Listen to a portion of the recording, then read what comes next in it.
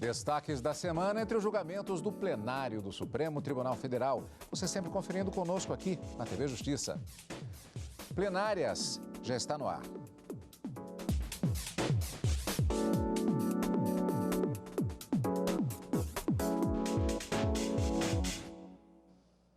Hoje, com os principais momentos das sessões dos dias 1º e 2 de setembro de 2021. Karina, é um tema que nós já falamos na semana passada, no seu início, vamos falar nesta semana e a perspectiva de continuidade na próxima, um julgamento já considerado histórico, a questão da existência ou não de um marco temporal para a demarcação de terras indígenas tradicionais. É isso mesmo, Cadu. O julgamento foi iniciado no dia 26 de agosto, com a leitura apenas do relatório pelo ministro Edson Fachin e prosseguiu nessa última semana com as sustentações orais. Ao todo, eram 39 sustentações orais, dentre os requerentes, os recorrentes nesse caso, e também vários amici curiae inscritos para falar, alguns defendendo a necessidade de um marco temporal para a identificação dessas terras tradicionalmente ocupadas pelos indígenas, ao que argumentam que deveriam ser o dia 5 de outubro de 1988, data da promulgação da Constituição Federal vigente no Brasil na data de hoje, e também outros, principalmente os povos indígenas, buscando o reconhecimento de um direito à posse dessas terras de forma imprescritível, já que essas terras seriam consideradas indisponíveis e inalienáveis. Então, nós tivemos essa semana apenas as sustentações orais nesse recurso extraordinário e, como você disse, a perspectiva é de que esse julgamento prossiga na próxima semana com a leitura do voto do ministro Edson Fachin. Karina, a gente falou isso durante a semana e é interessante a gente esclarecer porque durante essa expectativa que houve desde o início do julgamento no dia 26, quinta-feira da semana anterior, até esta semana, com a continuidade do julgamento, na própria imprensa se disse muito que o ministro Edson Fachin já havia votado. Realmente ele apresentou o voto nessa questão, mas acontece que esse julgamento ele estava no plenário virtual, aquela plataforma que a gente sempre se refere, até para termos de esclarecimento, e que durante um período de vários dias ficam disponibilizados os julgamentos para apresentação dos devidos atos processuais, inclusive sustentações de advogado por meio digitalizado. E só que existe aquele instituto do pedido de destaque que pode ser feito por um ministro. E se isso acontece, o julgamento é remetido para o plenário presencial, às nossas sessões de quartas e quintas-feiras. O ministro Edson Fachin já havia apresentado o voto. Zera tudo. Ele começa do relatório, sustentações orais e aí é que vem o voto novamente, não é isso? É isso mesmo, Cadu. E mesmo que o ministro já tenha proferido o seu voto, ele pode, de repente, até o final do julgamento, modificar alguma das partes do seu voto, acrescentar, retirar ou ser mais incisivo. É possível que isso aconteça porque, como você disse, o julgamento ele é reiniciado, zera aquilo que já foi apresentado no plenário virtual. É como se não tivesse existido, uma vez que o processo é remetido ao plenário físico. Então, a grande expectativa da próxima semana, da próxima sessão plenária, é justamente a apresentação do voto do ministro Edson Fachin, que pode sofrer alguns ajustes, perfeitamente. E isso acontece, inclusive, Cadu, é bom a gente frisar, que até o final do julgamento realizado, é possível que mesmo um outro ministro que já tenha proferido o seu voto seja influenciado pelo voto de um outro colega que votou posteriormente e ele peça vista e possa até mesmo modificar o seu voto. Até então, a conclusão do julgamento, tudo pode acontecer, mas a grande expectativa, sem dúvida, para a próxima semana é essa apresentação do voto do ministro Edson Fachin e dos demais ministros em seguida, começando pelo mais recém-chegado na corte, ministro Nunes Marques. Exatamente por isso existe uma expectativa para a continuidade desse julgamento na próxima semana com a apresentação do voto do ministro Edson Fachin. Porque, portanto, então vamos rever rapidamente aqui, como já disse a Karina, mas a gente faz esse quadro geral. O início do julgamento na quinta-feira, dia 26, com a apresentação do relatório. Já era o final da sessão, porque houve um outro julgamento importante que também tomou a maior parte das duas sessões, a sessão da quarta-feira, dia 25, e a sessão da quinta-feira, dia 26, que era aquela questão da autonomia do Banco Central, que nós vimos aqui no plenário e você acompanhou ao vivo direto do plenário. A apresentação do relatório, dia 26, e o Supremo Tribunal Federal retomou nesta quarta-feira, dia 1º de setembro, esse julgamento sobre o chamado marco temporal envolvendo as demarcações de terras indígenas. E a sessão, como já estava previsto pelo grande número de sustentações orais, 39, como disse a Karina, incluindo os representantes das partes diretamente envolvidas no processo e também muitos amici curiae, ou seja, os amigos da corte, não são partes no processo, mas têm informações relevantes para o livre convencimento dos magistrados. Então, toda a sessão da quarta-feira e também a sessão desta quinta-feira foram dedicadas a sustentações orais. Primeiro, vamos ver como é que foi a sessão da quarta-feira, dia 1º de setembro. O repórter Renato Rosa acompanhou. O Supremo Tribunal Federal. De um telão na Praça dos Três Poderes, indígenas de 176 povos de todo o país acompanham o julgamento. Eles estão em Brasília desde a semana passada, quando o plenário do Supremo começou a analisar o caso. Protestam contra a chamada tese do marco temporal, que limita a demarcação de terras às áreas ocupadas por eles até a promulgação da Constituição Federal, em 5 de outubro de 1988.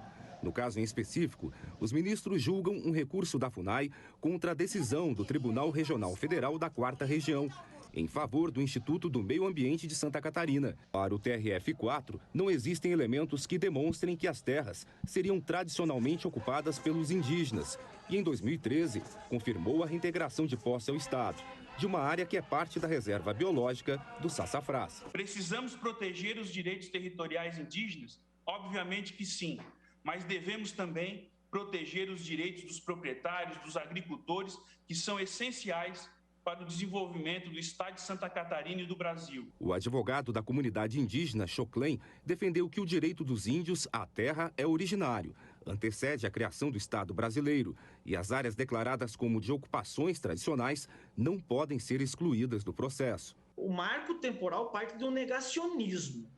Para existir como ficção que ele carece de negar a ciência antropológica. Essa ciência que conta com método próprio, que é a única capaz de dizer os limites de uma terra indígena.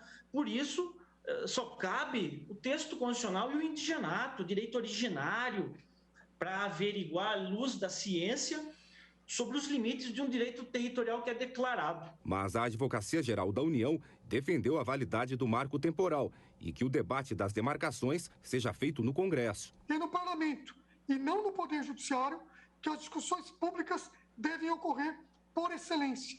Não se trata de um argumento acaciano, mas, ao revés, de um postulado íncito à democracia, que não pode ser negligenciado. A deflagração de processo demarcatório que contemple uma região, por si só, não é causa idônea que autoriza a emissão dos indígenas na posse, uma vez que depende de deliberação não só da FUNAI, mas do Ministro da Justiça e Segurança Pública e, por último, do Presidente da República. Também se manifestaram na sessão desta quarta-feira os chamados amigos da corte. É preciso perguntar se determinada comunidade não estava em sua terra na data de 5 de outubro, onde elas estavam? Quem a despojou dali? Basta lembrar que estávamos saindo do período da ditadura, onde muitas comunidades foram despejadas de suas terras, ora com apoio, ora com o aval do próprio Estado e seus agentes. Se eles não estão na posse da terra em outubro de 1988, eles vão estar onde? E vão ser, portanto, indígenas com menos direitos territoriais que os demais. Se a União vier adquirir terras para eles, essas terras não terão as mesmas potencialidades, as mesmas aptidões para garantir exercício pleno de direitos. O recurso tem repercussão geral reconhecida e a decisão do plenário vai repercutir em 82 processos semelhantes, que por enquanto estão suspensos, por decisão do relator, o ministro Edson Fachin. Pois é, Karina, dá para perceber, inclusive, só por esses trechos de algumas das sustentações orais, que é uma questão que tem repercussão geral reconhecida. Existem processos que estão sobrestados, existem processos que estão suspensos, que é um pouco diferente, e ainda existe a questão da repercussão no futuro em relação a essa questão das terras indígenas e de o que é que você define como sendo se a tradicional ocupação de terras indígenas, ela só vale com a existência ou não de um marco temporal. Existe uma questão profunda de debate a ser decidida pelos ministros do Supremo, como a gente verificou, como eu disse, nas sustentações orais apresentadas nestes 2 dias no plenário do STF. Olha só, Cadu, e uma coisa interessante que eu pude verificar ao longo das sustentações orais que foram apresentadas, e foram muitas, é que alguns, de ambos os lados, argumentavam que o Supremo já teria se manifestado sobre a definição de um marco temporal de 5 de outubro de 88, quando do julgamento daquela petição envolvendo a demarcação das terras indígenas Raposa Serra do Sol, em Roraima. Por outro lado, há argumentos trazendo de que aquilo não serviria para outras demarcações e que seria um caso isolado. Então, sem dúvida alguma, o plenário do Supremo Tribunal Federal tem um compromisso e tem um encontro marcado com esse que a gente chama no direito processual civil desse distinguishing, fazer a distinção entre os julgamentos para saber se haveria ou não um precedente já acerca da definição desse marco temporal, quando do julgamento daquele caso da Raposa Serra do Sol, ou se aquele caso efetivamente não influencia nesse recurso extraordinário envolvendo essas terras indígenas no estado de Santa Catarina. Vamos aguardar como será esse julgamento. A expectativa é grande, até porque o ministro Luiz Fux, na semana anterior, quando do início desse julgamento, talvez você se lembre, eu me lembro, de que ele disse que os assuntos das pautas já programadas até o final do ano não avançariam até que este recurso extraordinário fosse efetivamente julgado. É claro que é possível que haja pedido de vista, mas o ministro disse que a prioridade seria para o julgamento desse recurso extraordinário que mexe com a vida de tanta gente e de tantos povos indígenas no Brasil, não é, Cadu? Exatamente, Karine. Nós continuaremos acompanhando. E a continuação do julgamento na sessão da quinta-feira, dia 2 de setembro, nós vamos conferir depois do intervalo, aqui no Plenárias.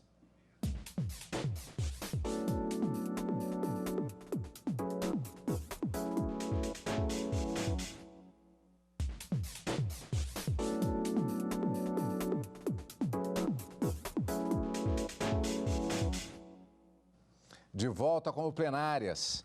O plenário do Supremo Tribunal Federal concluiu nesta quinta-feira, dia 2 de setembro, a fase de sustentações orais do julgamento sobre a validade do marco temporal para a demarcação de terras indígenas. Quem acompanhou foi o repórter Renato Rosa. No centro do julgamento, o uso ou não do marco temporal na demarcação de terras indígenas. Segundo essa tese, as populações indígenas só teriam direito à posse de área ocupada antes da promulgação da Constituição Federal. Os ministros do Supremo julgam um caso de Santa Catarina, que tem repercussão geral e vai refletir em mais de 80 processos semelhantes no país. A FUNAI questiona a reintegração de posse de uma área que é parte da reserva biológica do Sassafrás, confirmada pelo Tribunal Regional Federal da 4ª Região. O Estado argumenta que o local foi invadido pelos indígenas depois de 5 de outubro de 1988 e não considerar esse limite levaria a uma situação de insegurança jurídica. Os efeitos retroativos gravíssimos contra outros cidadãos brasileiros que já são atualmente em Santa Catarina, a 4ª ou 5ª geração daqueles primeiros colonizadores. Tirando a tese do marco temporal da nossa realidade constitucional, segundo o Instituto Pensar Agro, em estudo divulgado esta semana, levaríamos à demarcação de cerca de 30% do território nacional como terras indígenas. Isso significa, senhores, os territórios da Alemanha, Reino Unido, Itália e Hungria somados. Repita-se, é preciso ponderar. Representantes dos povos indígenas afirmam que a aplicação do marco temporal prejudicaria muitas comunidades que foram expulsas das áreas após a promulgação da Carta Magna E sem demarcação de terras indígenas, a violência no campo seria maior. Os conflitos territoriais guardam uma íntima relação com a falta de demarcação das terras indígenas. Dados do último relatório de violência contra os povos indígenas do Brasil, do CIMI, demonstram que casos de conflitos territoriais aumentaram 3 vezes nesses territórios em relação ao ano anterior. Foram 2 sessões plenárias dedicadas às sustentações orais das partes interessadas no processo e os chamados amigos da corte.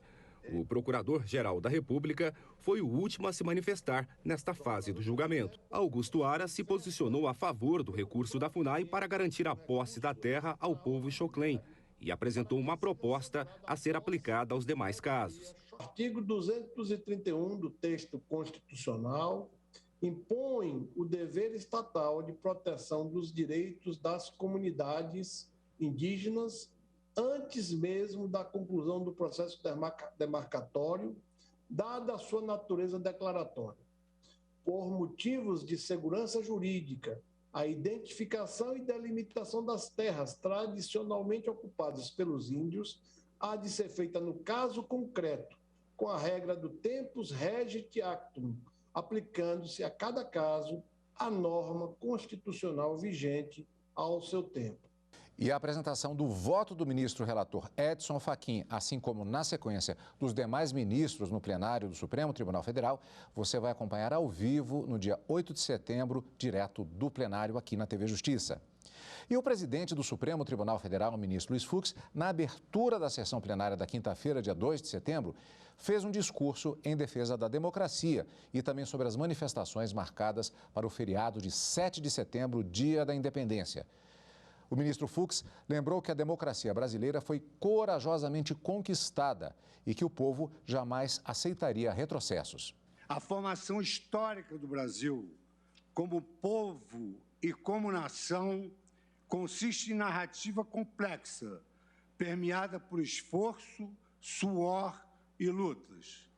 A própria Declaração de Independência, em 7 de setembro de 1822, não foi apenas um grito solitário à margem do Ipiranga, mas resultado da sucessão de atos corajosos empreendidos por inúmeros brasileiros, muitos dos quais doaram as suas vidas em prol da construção do país. Quase 2 séculos depois, após um percurso político desafiador que nos legou maturidade institucional, hoje somos, sem dúvidas, uma das maiores democracias constitucionais do mundo. Entretanto, não nos olvidemos que nenhum povo constrói sua identidade sem dissenso e nenhuma nação alcança a prosperidade sem debates sobre o desempenho dos seus governos e de suas instituições. A crítica construtiva provoca reflexões, descortina novos pontos de vista e convida ao aprimoramento institucional. Ao revés, a crítica destrutiva, por sua vez, abala indevidamente a confiança do povo nas instituições do país. A nossa democracia desperta o senso de responsabilidade de todos os brasileiros, que devem reafirmá-la em todos os momentos da vida. Afinal, a nossa democracia não nos foi herdada nem outorgada, mas corajosamente conquistada. É voz corrente nas ruas que, na quadra atual, o povo brasileiro jamais aceitaria retrocessos. Há mais de 30 anos, nossos cidadãos manifestaram seu desejo pela democracia. E esse desejo permanece vivo e perpassa o compromisso nacional em prol de debates públicos, todos eles permeados pelos ideais republicanos. Luiz Fux destacou que o Supremo tem sido um ferrenho defensor das liberdades públicas, garantindo a realização de diversas manifestações públicas em momentos históricos do país. Mas elas devem ser pacificadas, já que a liberdade de expressão não comporta violências e ameaças. A respeito dos protestos marcados para a próxima terça-feira, o ministro disse confiar que os brasileiros vão agir com senso de responsabilidade cívica, respeito institucional e consciência das consequências jurídicas dos respectivos atos. Esta Suprema Corte, guardiã maior da Constituição e árbitra da Federação, aguarda que os cidadãos agirão em suas manifestações com senso de responsabilidade cívica, respeito institucional e cientes das consequências jurídicas dos seus atos, independentemente da posição político-ideológica que ostentam. Num ambiente democrático, manifestações públicas são pacíficas. Por sua vez, a liberdade de expressão não comporta violências e ameaças.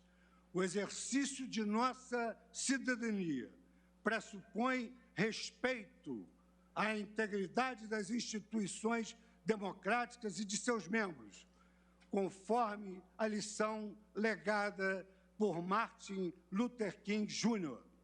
A paz jamais será mantida pela força. Ela só pode ser obtida por meio do entendimento mútuo. A despeito de todas as nossas diferenças de opinião, de ideologias políticas diversas, de projetos nacionais diferentes, nós, cidadãos brasileiros, somos uníssonos num ponto fundamental: o amor pelo Brasil e o orgulho pelo que construímos como nação. Seja nos momentos de tormenta, seja nos momentos de calmaria, o bem do país se garante com o estrito cumprimento da Constituição Federal. A esta missão, nós, do Supremo Tribunal Federal, magistrados, juízes da Constituição, jamais renunciaremos o respeito à Carta Maior. O Supremo Tribunal Federal, instituição centenária e patrimônio do povo brasileiro, segue atento e vigilante neste 7 de setembro em prol da plenitude democrática do Brasil. Bom, Karina, e portanto, no dia 8, quarta-feira, a expectativa de mais destaques do plenário do Supremo Tribunal Federal, exatamente com a continuação do julgamento da questão do marco temporal na demarcação de terras indígenas tradicionais.